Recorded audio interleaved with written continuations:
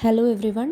നമ്മളിന്ന് ഡിസ്കസ് ചെയ്യാൻ പോകുന്ന ടോപ്പിക്ക് ലാസ്റ്റ് ക്ലാസ്സിന് പറഞ്ഞു നിർത്തിയിരുന്ന multiple approaches to the MIS സ്ട്രക്ചറിൻ്റെ കണ്ടിന്യൂഷനാണ്. സോ MIS സ്ട്രക്ചറിൻ്റെ 4 തരത്തിലുള്ള അപ്രോച്ചസ് പറഞ്ഞിട്ടുണ്ടായിരുന്നു ലാസ്റ്റ് ക്ലാസ്സിൽ. First one MIS structure based on operating elements, then MIS structure based on decision making, based on management activity and based on organizational functions. ഈ 4 ആദ്യത്തെ MIS structure based on operating elements കഴിഞ്ഞ ക്ലാസ്സിൽ പറഞ്ഞിട്ടുണ്ടായിരുന്നു. So ഇന്ന് discuss ചെയ്യുന്നത് MIS structure based on decision മേക്കിങ്ങിനെ പറ്റിയാണ്.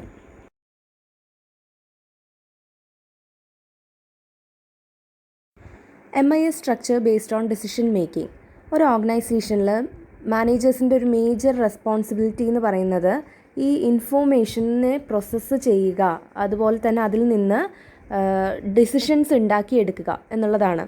So, the ultimate purpose of MIS is to make decisions at all levels of operation based on information flow. അപ്പോൾ MISൻ്റെ main purpose എന്താണ്? ഈ information സിസ്റ്റത്തെ ബേസ് ചെയ്തിട്ട് നമ്മൾ എല്ലാ മാനേജ്മെൻറ്റ് ലെവലിലും ഡിസിഷൻ എടുക്കാൻ സഹായിക്കുക. Then, if decisions cannot be automated through MIS design, the objective becomes providing information to improve the decision-making ability of the manager. അതായത് MIS ഡിസൈനിലൂടെ ഓട്ടോമാറ്റിക്കലി ഡിസിഷൻസ് എടുക്കാൻ സാധിച്ചില്ല എന്നാണെങ്കിൽ പിന്നെ അത് എന്തിനു വേണ്ടി ശ്രമിക്കും? മാനേജറുടെ ഡിസിഷൻ മേക്കിംഗ് എബിലിറ്റി, അതായത് ഡിസിഷൻസ് എടുക്കാനുള്ള കഴിവിനെ ഇമ്പ്രൂവ് ചെയ്യാൻ സഹായിക്കും. അതിന് ആവശ്യമായിട്ടുള്ള ഇൻഫർമേഷൻ പ്രൊവൈഡ് ചെയ്യും. Then the decision making process is based on the support of MIS in the organisation. ഓർഗനൈസേഷനിലെ MISൻ്റെ സഹായത്തോടു കൂടിയാണ് അവിടെ ഡിസിഷൻ എടുക്കുന്നത്. The manager must be aware of a problem before its decision is made. ഒരു manager ഒരു പ്രോബ്ലത്തിനെ പറ്റി നല്ലപോലെ പഠിച്ച ശേഷം വേണം അതിൻ്റെ മേലെ ഡിസിഷൻ എടുക്കാൻ വേണ്ടിയിട്ട്. സോ ഈ പ്രോബ്ലം ഐഡൻറ്റിഫൈ ചെയ്ത ശേഷം എന്തുകൊണ്ടാണ് ആ പ്രോബ്ലം അവിടെ ഉണ്ടാകാനുള്ള കാരണം എന്നുള്ളത് കൂടെ കണ്ടെത്തണം. എന്നിട്ടാണ് അതിൻ്റെ സൊല്യൂഷൻ പ്രൊവൈഡ് ചെയ്യേണ്ടത്. That is the manager must be aware of a problem before its decision is made and after the problem is identified. Problem identify ചെയ്ത ശേഷം the causes of existence of the problem must be identified and the solution has to be found. Okay, so ഇനി പറയുന്നത് എങ്ങനെയാണ് ഈ problem solving പ്രോസസ്സിലൂടെ അതിനെ base ചെയ്തിട്ട് നമ്മൾ എങ്ങനെയാണ് ഡിസിഷൻ എടുക്കുന്നതെന്നാണ്. ഇതിൽ വരുന്ന 3 സ്റ്റെപ്സാണ്. ഒന്നാമത്തെ ഡിഫൈൻ ദ പ്രോബ്ലം എന്താണെന്നുള്ളത് കറക്റ്റായിട്ട് പറയുക. ദെൻ ഐഡൻറ്റിഫൈ ദ ഓൾട്ടർനേറ്റീവ്സ്, ഈ പ്രോബ്ലത്തിനെ സോൾവ് ചെയ്യാനുള്ള പല പല വഴികൾ ഏതൊക്കെയാണെന്നുള്ളത് കണ്ടെത്തുക. Then from that choose the best alternative, ഇതിൽ നിന്ന് ഏറ്റവും ബെസ്റ്റ് ആയിട്ടുള്ള സൊല്യൂഷൻ എന്താണെന്ന് വെച്ചാൽ അത് തിരഞ്ഞെടുക്കുക. അപ്പോൾ ഇതിനെ തന്നെ നമ്മൾ 4 ഫേസസിലായിട്ട് പറയും. First one intelligence phase, then design phase, then choice phase and at last implementation phase. ഇനി ഓരോന്നായിട്ട് നോക്കാം. Intelligence phase, it consist of identifying and understanding the problem occurring in the organization. ഒരു ഓർഗനൈസേഷനിൽ ഒക്വർ ചെയ്യുന്ന, അതായത് ഉണ്ടാകുന്ന പ്രോബ്ലം എന്താണെന്ന് കണ്ടെത്തുകയും അതിനെപ്പറ്റി മനസ്സിലാക്കുകയും ചെയ്യണം. സോ ഈ സ്റ്റേജിൽ മെയിനായിട്ട് നമ്മൾ എൻവയോൺമെൻറ്റിനെ സെർച്ച് ചെയ്യുന്നു, എന്നിട്ട് അവിടെ നടക്കുന്ന ഡിസിഷൻസ് എടുക്കേണ്ട ആവശ്യമുള്ള ഇവൻറ്റ്സ് എന്തൊക്കെയാണ്, കണ്ടീഷൻസ് എന്തൊക്കെയാണെന്നുള്ളത് കണ്ടെത്തുകയാണ് ചെയ്യുന്നത്. And it is related with identification and formulation of the problem which is to be solved by the decision. ഇതിൽ വരുന്നത് പ്രോബ്ലം ഐഡൻറ്റിഫിക്കേഷനും അതുപോലെ തന്നെ പ്രോബ്ലം ഫോർമുലേഷനുമാണ്. പ്രോബ്ലം ഐഡൻറ്റിഫൈ ചെയ്ത് ഫോർമുലേറ്റ് ചെയ്തിട്ട് വേണം ഡിസിഷൻ എടുക്കാനും ഈ പ്രോബ്ലത്തെ സോൾവ് ചെയ്യാനും വേണ്ടിയിട്ട്. ഡിസിഷൻ മേക്കിംഗ് പ്രോസസ്സിലെ ഏറ്റവും ഡിഫിക്കൽട്ടായിട്ടുള്ളൊരു സ്റ്റേജ് എന്ന് പറയുന്നത് ഇതാണ്. Because a slight error in formulating the problem may result in wrong decisions. അതായത് പ്രോബ്ലം ഫോർമുലേഷൻ ടൈമിൽ ഒരു ചെറിയ മിസ്റ്റേക്ക് വന്നാൽ പോലും അത് നമ്മുടെ മാനേജേഴ്സ് എടുക്കുന്ന ഡിസിഷനെ തെറ്റായിട്ട് ബാധിക്കും. സോ ഇവിടെ പ്രോബ്ലം ഐഡൻറ്റിഫൈ ചെയ്യുക എന്ന് പറയുന്നതും അത് ഫോർമുലേറ്റ് ചെയ്യുക എന്ന് പറയുന്നതും ഒരു മേജറായിട്ടുള്ള ടാസ്ക്കാണ്, ക്രൂഷ്യലാണ്. കാരണം എന്താണെന്ന് വെച്ചാൽ ഇതിപ്പോൾ ജസ്റ്റ് നമ്മളൊരു ഡോക്ടർ പേഷ്യൻറ്റിൻ്റെ ഒരു അസുഖം ഡയഗ്നോസ് ചെയ്ത് കണ്ടുപിടിക്കുക, അത് കറക്റ്റായിട്ട് കണ്ടുപിടിച്ചില്ലെങ്കിൽ എന്താണ്, അയാളുടെ അസുഖം നേരാവണ്ണം ക്യൂർ ചെയ്യാനോ അല്ലെങ്കിൽ അതിൻ്റെ മെഡിക്കൽ ട്രീറ്റ്മെൻറ്റ് എടുക്കാനോ സാധിക്കില്ല. അതുപോലെ തന്നെയാണ് ഇവിടെ കറക്റ്റായിട്ട് പ്രോബ്ലം കണ്ടെത്തിയിട്ടില്ലെങ്കിൽ ഡിസിഷൻസ് എടുക്കുന്നതും തെറ്റായി പോകും. Next is design phase. ഇവിടെ ഒരു പ്രോബ്ലത്തെ എങ്ങനെ സോൾവ് ചെയ്യാമെന്നുള്ളതാണ് പറയുന്നത്. സോ ഈ problem can be solved in different ways, but all the ways to solve the problem may not be fruitful or practical. ഒരു പ്രോബ്ലത്തെ സോൾവ് ചെയ്യാൻ പല പല വഴികളുണ്ടായിരിക്കും, പക്ഷേ എല്ലാ വഴികളും അതിന് യോജിക്കണം എന്നില്ല, അതായത് പ്രാക്ടിക്കലി വയബിൾ ആയിക്കൊള്ളണം എന്നില്ല. Therefore, the design stage involves the gathering of all possible courses of action to solve a problem. അപ്പോൾ ഈ ഡിസൈൻ സ്റ്റേജിൽ എന്താണ് വരുന്നത്? ഒരു പ്രോബ്ലത്തെ ഏതൊക്കെ തരത്തിൽ സോൾവ് ചെയ്യാൻ പറ്റുമോ ആ ചാൻസസ് അല്ലെങ്കിൽ ആ ഒരു ഓപ്ഷൻസ് എല്ലാതും കളക്ട് ചെയ്യുകയാണ് ഇവിടെ ചെയ്യുന്നത്. ആ ഒരു ഓൾട്ടർനേറ്റീവ്സ് എല്ലാതും അതെല്ലാം ഗ്യാദർ ചെയ്യുന്നു. Then the executives design all possible solutions to the problems considering the strength and weakness of the organization. ഒരു ഓർഗനൈസേഷൻ്റെ സ്ട്രെങ്ത് എന്താണ്, വീക്ക്നെസ് എന്താണെന്നൊക്കെ എല്ലാം പഠിച്ച ശേഷമാണ് ഇവർ ഈ പ്രോബ്ലത്തിന് വേണ്ടിയിട്ടുള്ള സാധിക്കാവുന്ന പല സൊല്യൂഷൻസും അല്ലെങ്കിൽ ഓൾട്ടർനേറ്റീവ് ആയിട്ടുള്ള സൊല്യൂഷൻസ് എല്ലാം ഡിസൈൻ ചെയ്യുന്നത്. Next is choice phase. Manager selects the most favorable course of action from different alternatives and monitors its implementation.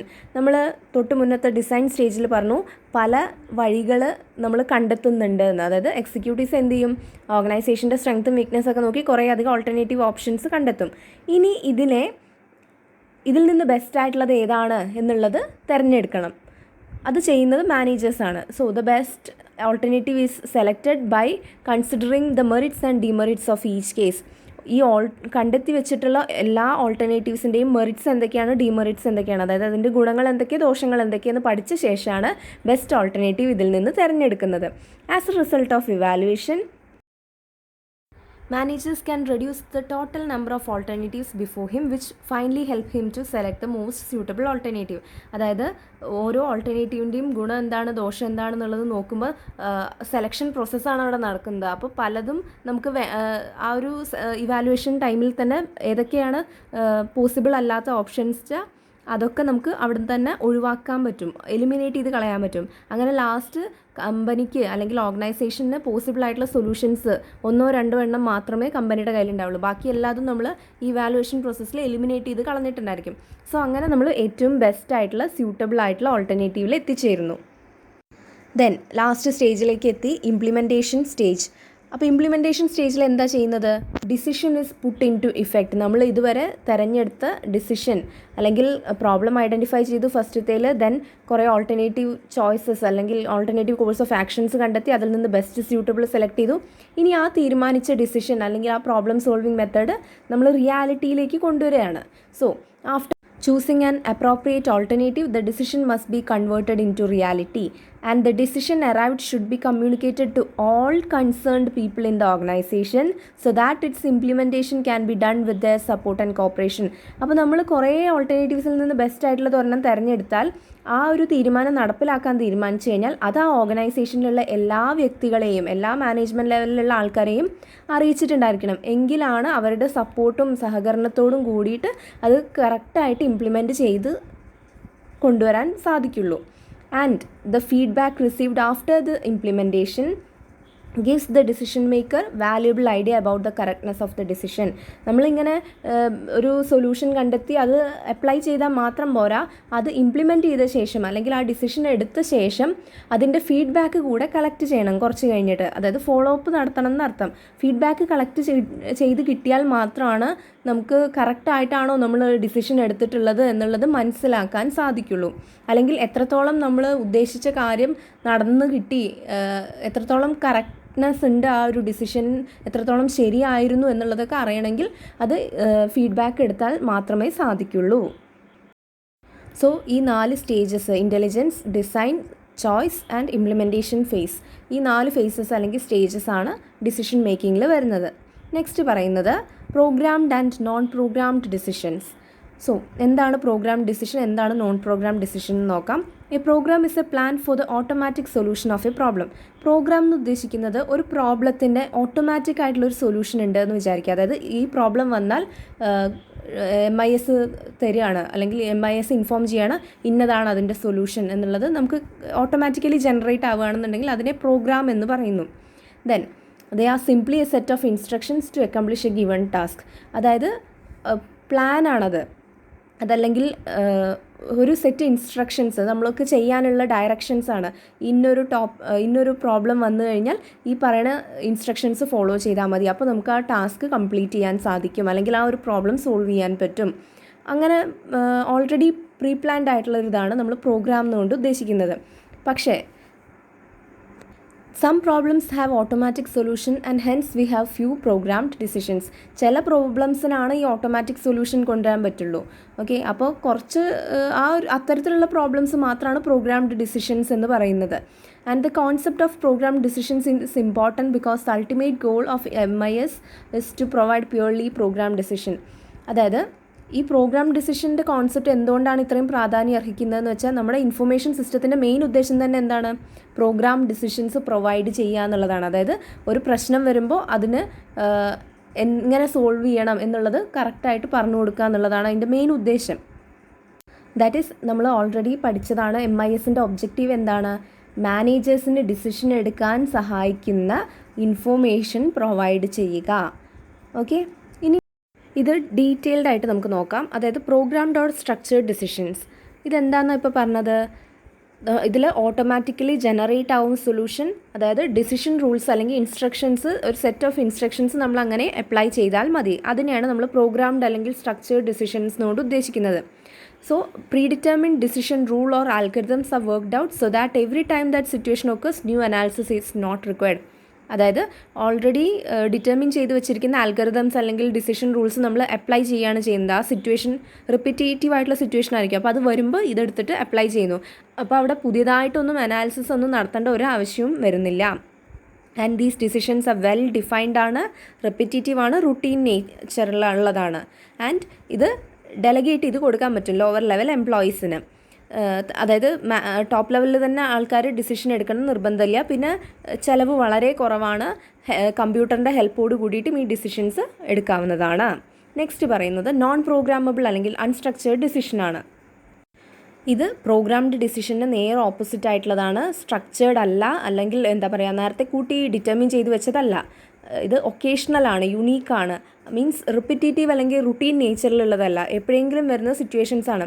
അങ്ങനെ വരുമ്പോൾ ഓട്ടോമാറ്റിക്കലി ഇതിൻ്റെ സൊല്യൂഷൻ ജനറേറ്റ് ചെയ്യാൻ സിസ്റ്റത്തിന് സാധിക്കില്ല. So no predefined procedures are available to solve problems. Management has to depend on problem solving methodology to take decision. അപ്പോൾ മാനേജ്മെൻറ്റിന് ഇത് solve ആക്കാൻ മുൻകൂട്ടി തീരുമാനിച്ച പ്ലാനും പ്രൊസീജിയറും പ്രോഗ്രാമും ഒന്നുമില്ല. അതുകൊണ്ട് അങ്ങനത്തെ സിറ്റുവേഷൻസ് അറൈസ് ചെയ്യുമ്പോൾ പുതിയതായി അനാലിസിസ് ഒക്കെ കണ്ടക്ട് ചെയ്ത് പഠിച്ചിട്ട് സിറ്റുവേഷനെ പറ്റി മനസ്സിലാക്കിയിട്ട് തന്നെ വേണം ഡിസിഷൻ എടുക്കാൻ. ഈ ഡിസിഷൻസ് ഡെലഗേറ്റ് ചെയ്ത് ലോവർ ലെവൽ അല്ലെങ്കിൽ സബോർഡിനേറ്റ്സിന് കൊടുക്കാൻ സാധിക്കില്ല. അതായത് ഇവർ തന്നെ വേണം അതിൻ്റെ ഡിസിഷൻ എടുക്കാൻ വേണ്ടിയിട്ട്. താഴെത്തട്ടിലുള്ളവർക്ക് അത് ഡെലഗേറ്റ് ചെയ്ത് കൊടുക്കാൻ പറ്റില്ല. അതുകൊണ്ട് തന്നെ അതിൻ്റെ ഡിസിഷൻ എടുക്കുക എന്ന് പറയുന്നത് വളരെ ചിലവേറിയൊരു പ്രോസസ്സാണ്.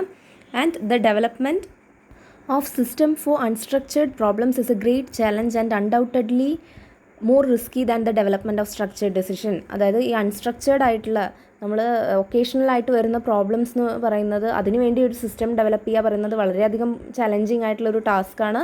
അത് മാത്രമല്ല സ്ട്രക്ചേർഡ് ഡിസിഷൻസിൻ്റെ ഡെവലപ്മെൻറ്റിനെക്കാട്ടിലും കൂടുതൽ റിസ്ക് പിടിച്ചതാണ് ഈ പറയുന്ന കാര്യം എന്ന് പറയുന്നത്. സോ ഇത്രയാണ് MIS structure based on decision മേക്കിങ്ങിനെ പറ്റി നമുക്ക് പറയാനുള്ളത്. Hope you all have understood the topic.